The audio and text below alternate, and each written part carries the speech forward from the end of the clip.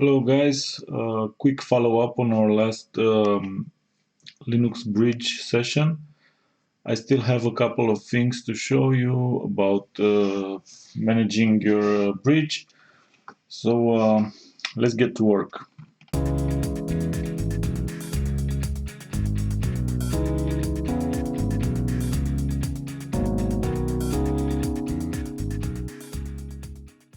Let's review the topology that we built last time.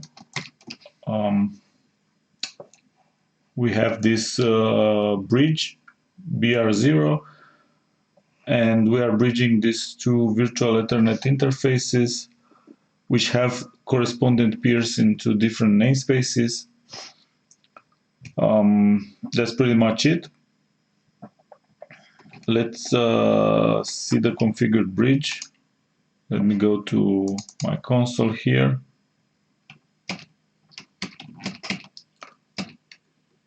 All right, this should be enough.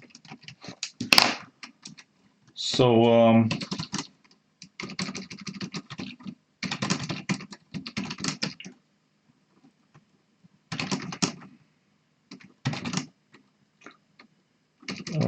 sorry, IP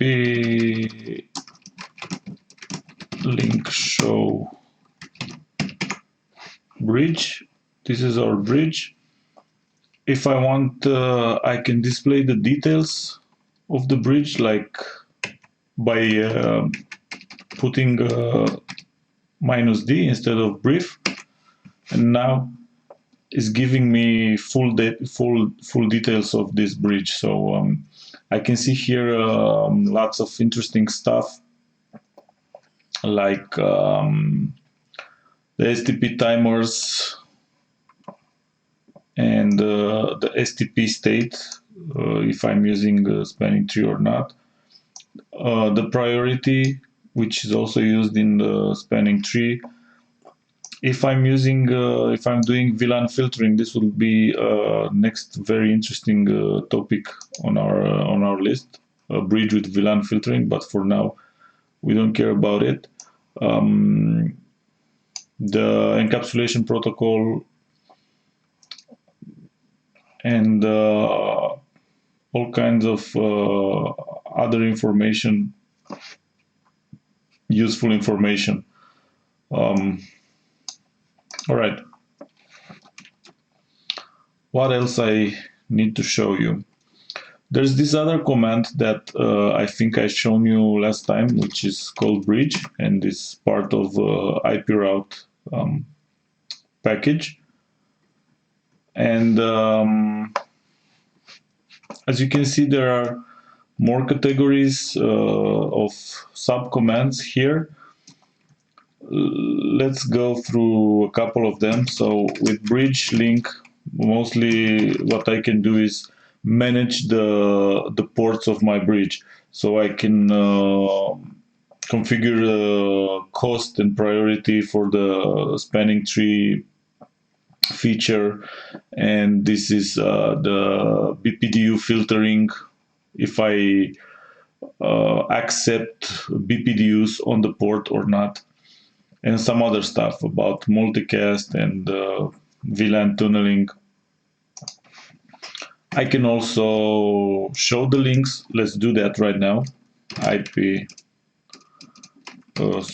Bridge link show for bridge BR0. No, I think there's a glitch here with the keyword dev. I don't know why it's not working. If you know the answer to this question, please let me know. But here they are, the interfaces of the bridge, also with the information about spanning tree, priority, blah blah blah. The other category, important category, is this one, the Ftp Forwarding Database. Let's display that. Bridge Forwarding Database. Let's display the help first. So I can show the forwarding database. and I can modify it by adding, deleting, mostly from the entries. So let's display now the forwarding database. I'm mostly interested in the dynamic entries in here. If you want to display only the entries from a specific VLAN or in a specific state, or this is the keyword that I'm interested in, which is dynamic, and it should display only the dynamic entries, the dynamic learned addresses. What else do I have here? I have another category which is called VLAN. With this, I can modify the VLAN settings for a specific port. Again, I will talk about this in another session. These are some of the things, important things that I can do with the bridge command. Now, let me show you something else. Let's see again if the bridge is working. Let me do a tmax session and split it like this. All right. So here I will have namespace 2. Here I will have namespace 1. And here I will have the default namespace. All right.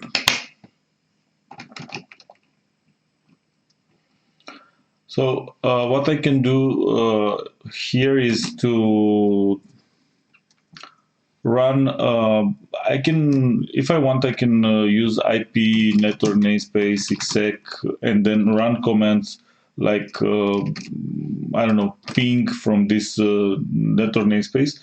But a better way to do this, or an easier way in my case right now, would be to, let's see, namespace 2. I will run bash in the context of this namespace. So everything I'm running now here in this pane, like IP link show, it will run in the context of this namespace. So as you can see, I only have the loopback and the VTH to peer interface, the other end being in the default network namespace. Let's go in this other pane and put ourselves in the context of namespace NS1, network namespace NS1, IP network namespace exec NS1 bash. Let's display here the links also, link show. I have VTH1 over here, VTH_1 actually. And let's go down here, and if you noticed, when I have displayed the forwarding database, there was only one dynamic entry. Let's do that again. Bridge forwarding database show dynamic. Now there isn't any, but as soon as I will be pinging from one namespace to the other, we should see entries over here. So let me do that and start a ping from here, 192.168.10.2 if I remember correct. So it's working. Let's display again the bridge forwarding database. As you can see, I have these MAC addresses. Let's do something else. Sorry. let's see if the MAC addresses learned here are really the ones that I'm seeing over here. IP. So what I need is to identify this one, which is this one over here, and the other one, which is this one. So it's correct. The MAC addresses are learned correct. And this is another way of checking if our bridge is really working, and maybe if you don't trust me, I'm not doing some kind of sorcery under the hood and try to fool you that I managed to configure a working bridge. Anyway,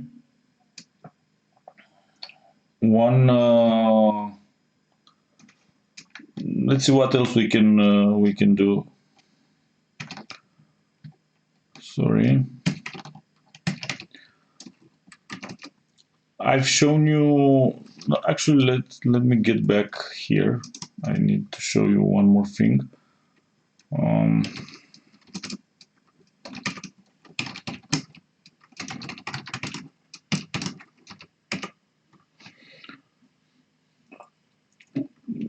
Let me try and manipulate the forwarding database.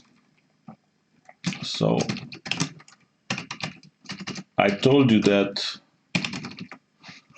we can do that with add and delete, replace, and stuff like this. So let's try and delete these dynamic entries, or one of the dynamic entries. I want to show you this because there's another tidbit over here, and I think it's important. If you are trying to go by the syntax described over here, bridge fdb delete. Let me do this smaller. So you have it here, delete device. Actually, first you have to specify the address,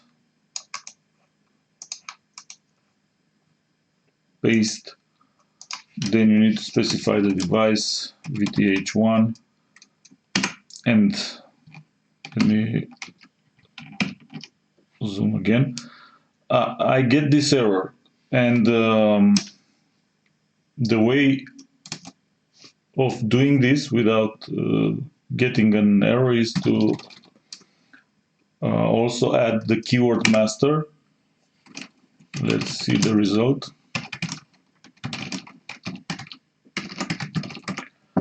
Why is working like that? You will see these keywords master and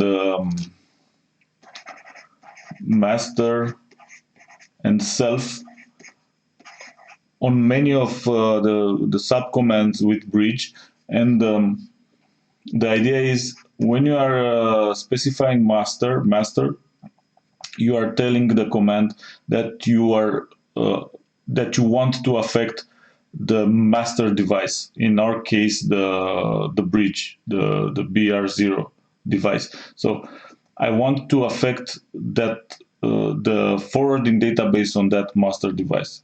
That's why I needed to specify master over here. It's just a little something that you might have to deal with. All right, so with bridge, mostly what you can do is affect the forwarding database and the ports, configure the ports of the bridge. There's one last thing that I want to show you before I end this. Let's exit here. How about configuring our bridge? I want to activate Vlan filtering, or I want to activate the spanning tree protocol, or things like this. And if I go with the usual IP link set let's say dev bridge 0, and I try to display the help for the command, I'm not getting any bridge related attributes here. And what I can do is to also add type bridge. And now if I'm displaying the help, as you can see, I get all these attributes parameters related to bridging, like timers for the spanning tree and the priority of the bridge and the Vlan filtering and the multicast stuff and all of this. So this is the way to do it. That's pretty much it. Sorry. I hope that this has been helpful. I'm waiting for you in the next session. I promise it will be very interesting. Bye bye.